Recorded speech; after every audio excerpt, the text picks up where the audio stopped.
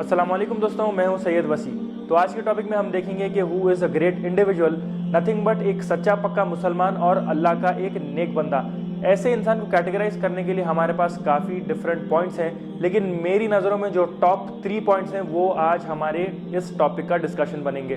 तो point number 1 में अल्लाह वालों की पहचान कुछ यूँ है कि ये लोग हदीस शरीफ में से छोटे छोटे जो पॉइंट्स हैं उसको निकाल कर अपनी लाइफ में इम्प्लीमेंट करते हैं, जैसे कोई फ़र्ज़ या वाजिब के ऊपर इम्प्लीमेंट कर रहा हो। अभी एक प्यारा सा वाक़या है हज़रत सैयदना इमाम आज़म अबू हनीफ़ा का। जब आप छोटे थे तो अपने उस्ताद के पास गए कुछ पढ़ाई करने के लिए, तो वहाँ पे आपने देखा कि आपके उस्ताद एक कुत्ते को खाना खिला रहे थे। तो आपने जब सलाम अर्ज़ किया तो आपके उस्ताद साहब ने काफ़ी कैजुअली बस वालेकुम सलाम कहा, लेकिन इमाम साहब के ऊपर नज़र नहीं डाली, उनके ऊपर तवज्जो नहीं किया। जब वो कुत्ता चला गया वहाँ से खाना खा के, तो जब इमाम साहब ने अपने उस्ताद साहब को पूछी ये बात, तो उस्ताद साहब ने फरमाया कि देखो बेटे, यहाँ ये इलाका जो है अभी हमारा फ़िलहाल यहाँ पे कुत्ते नहीं है, ये कुत्ता कोई दूसरे इलाके का था और ये खाने की तलाश में यहाँ आया हुआ था, तो मैं इसको खाना खिला रहा था। तो इमाम साहब ने फरमाया कि हज़रत आप इसको खाना क्यों खिला रहे थे, खुसूसी आप ही क्यों खाना खिला रहे थे? तो उस्ताद साहब ने फरमाया कि देखो बेटे, एक हुजूर की एक हदीस शरीफ मेरे आंखों से गुजरी थी कि अगर कोई अल्लाह की मखलूक तुम्हारे सामने कोई हसरत, कोई उम्मीद, कोई आरजू लेकर आए और तुम उस उम्मीद को पूरा करने की ताकत रखते हो और तुम वो उम्मीद उसकी पूरी करते हो, तो अल्लाह रब्बुल इज़्ज़त क़यामत के दिन तुम्हारी हर उम्मीद को, हर आरजू को पूरा करेगा। तो जब इमाम साहब ने ये बात सुनी तो फरमाया कि हज़रत आपने मेरी आंखें खोल दी, आपने मुझे एक नहीं मालूम थी तो हदीस शरीफ भी बता दी और उसके ऊपर प्रैक्टिकल अमल करके भी दिखा दिया। तो ये था हमारा पॉइंट नंबर 1। और सेकंड पॉइंट ये है कि अल्लाह वाले जो लोग होते हैं वो जिस तरीक़े से हराम काम से दूर रहते हैं, उसी तरीक़े से मकरू काम से और वो काम जिसके ऊपर उलमा का इख्तलाफ है, ऐसे कामों से भी वो लोग दूर रहते हैं। अब देखिए, क्लासिकल एग्जाम्पल मकरू काम का ये है कि असर से पहले की 4 सुन्नत और इशा की फ़र्ज से पहले की 4 सुन्नत, ये है सुन्नत गैर मौक़दा। सुन्नत गैर मौक़दा को छोड़ना है मकरूह तंज़ीही, यानी अगर कोई बंदा छोड़ता है तो ये गुनाहगार भी नहीं होता। लेकिन जो अल्लाह वाले लोग होते हैं वो ऐसी चीज़ों को भी अपनी लाइफ में अडॉप्ट करते हैं और इसको हमेशा इम्प्लीमेंट भी करते रहते हैं। तो अब देखिए, उलमा के बीच में इख्तलाफ का एक क्लासिकल एग्जाम्पल यहाँ पे है। मेरे हाथ में 2 रिस्ट वॉचेस, तो ये रिस्ट वॉच एक है लेदर स्ट्रैप की और दूसरी है मेटल स्ट्रैप की, स्टेनलेस स्टील स्ट्रैप की। तो इसमें इख्तलाफ ये है कि आला हज़रत ने फरमाया था कि जो ये स्टेनलेस स्टील स्ट्रैप की जो घड़ी होती है ये ऑर्नामेंट्स में आती हैं और मर्दों को ऑर्नामेंट्स पहनना नाजायज़ है। लेकिन हज़रत बानी जामिया निज़ामिया ने फरमाया था कि लोग अगर ऐसी घड़ी पहनते हैं तो ये ऑर्नामेंट्स की नीयत से नहीं बल्कि घड़ी पहनने की नीयत से पहनते हैं, तो ये ऑर्नामेंट्स की शक्ल में नहीं आता। लेकिन बहरहाल ये इख्तलाफी मसला हो गया 2 ग्रुप ऑफ उलमा में।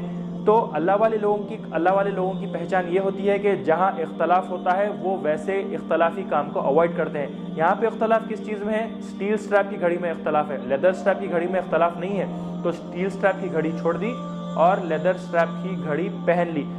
बोलने का मतलब ये एक एग्जाम्पल है। तो काफ़ी इख्तलाफी मसले हैं, तो इख्तलाफ जहाँ होता है वो इख्तलाफी जो चीज़ होती है उसको अवॉइड करते हैं। ये होती है अल्लाह वालों की दूसरी पहचान।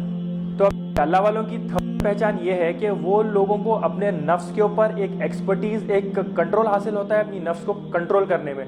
तो जब कोई इंसान अपनी नफ्स के ऊपर कंट्रोल कर लेता है तो उसको क्या रिवॉर्ड मिलता है, उसका क्या अजर उसको मिलता है, ये आने वाले वाक़े में आप लोगों को मालूम हो जाएगा। तो एक वाक़या कुछ यूँ था कि एक राजा और उसकी रानी की लड़ाई होगी, बादशाह और अपनी बेगम की लड़ाई होगी। तो बेगम ने जज्बात में ये कह दिया कि तू क्या मुझसे बहस कर रहा है जहन्नमी?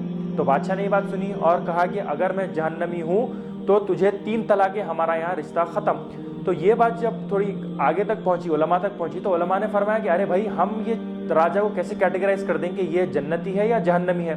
फिर बात थोड़ा आगे पहुँची तो हज़रत सैयदना इमाम शाफ़ई तक पहुँची। तो इमाम साहब ने फरमाया कि बादशाह, मैं तुझसे बस अकेले में 2 मिनट बात करना चाहता हूँ। तो जब इमाम साहब ने उस बादशाह से बात की और बाहर आए तो इमाम साहब ने कह दिया सभी लोगों से कि ये तलाक नहीं हुई, इन लोगों का रिश्ता ख़त्म नहीं हुआ, ये बादशाह जन्नती है। तो माज़ल्ला वहाँ के जो लोग थे कहने लगे कि अरे भाई, माज़ल्ला इमाम साहब के ऊपर क्या कोई वही नाजिल हो गई थी या फिर क्या इमाम साहब ने बादशाह से पैसे लेकर उसको जन्नती कैटेगराइज कर दिया? तो फिर इमाम साहब ने फरमाया कि देखो, अगर तुम ये बात पर्दे में रहने देते तो अच्छा था, लेकिन जब तुम ये बात को बाहर ला चुके हो तो फिर सुनो। जब मैं बादशाह को लेकर अंदर गया था अकेले में बात करने, तो मैंने बस बादशाह को एक सवाल किया कि बादशाह, کبھی تمہاری زندگی میں ایسا ہوا ہے کہ بس تم صرف اور صرف اللہ کے خوف سے کوئی برا کام کرنے سے ہٹ گئے تھے پیچھے؟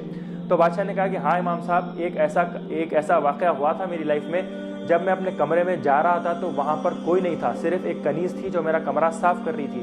وہ کنیز کے پاس میں بری نیت سے، برے ارادوں سے آگے بڑھا، اور جب میں اپنا ہاتھ اس کی طرف کرنے لگا تو وہ میرے طرف پلٹی اور اس نے کہا کہ اے بادشاہ، کیا تجھے اپنے رب سے حیا نہیں آتی؟ کیا تجھے اپنے رب کا کوئی خوف نہیں ہے؟ جب اس نے یہ بات کہی تو میرے اندر ایک الگ کیفیت طاری ہو گئی، تو میرے اندر ایک الگ خوف طاری ہو گیا اور پھر میں اس چیز سے پلٹ گیا۔ تو امام صاحب نے فرمایا کہ حضور کی حدیث شریف میں یہ موجود ہے کہ اگر کوئی انسان صرف اللہ کے خوف کی وجہ سے کوئی برا کام کرنے سے دور ہٹ جاتا ہے تو اللہ رب العزت کا وعدہ ہے کہ ایسے انسان کو قیامت کے دن 2 جنتیں اللہ رب العزت عطا کریں گے، ایسے انسان کو جو صرف اللہ کے ڈر سے، اللہ کی حیا سے کوئی برا کام کرنے سے پیچھے ہٹ جائے۔ تو یہ تھے کچھ نیک باتیں اللہ رب العزت کے نیک بندوں کو کیٹیگرائز کرنے کے۔ تو امید کرتا ہوں کہ ایسے باتیں آپ لوگوں کے سامنے لاتا رہوں گا۔ تو اجازت دیجیے، انشاءاللہ تعالیٰ آپ لوگ سے پھر ملاقات ہوگی۔ میں ہوں آپ کا دوست سید وسیع۔ آج کے لیے بس اتنا ہی۔ السلام علیکم ورحمۃ اللہ وبرکاتہ۔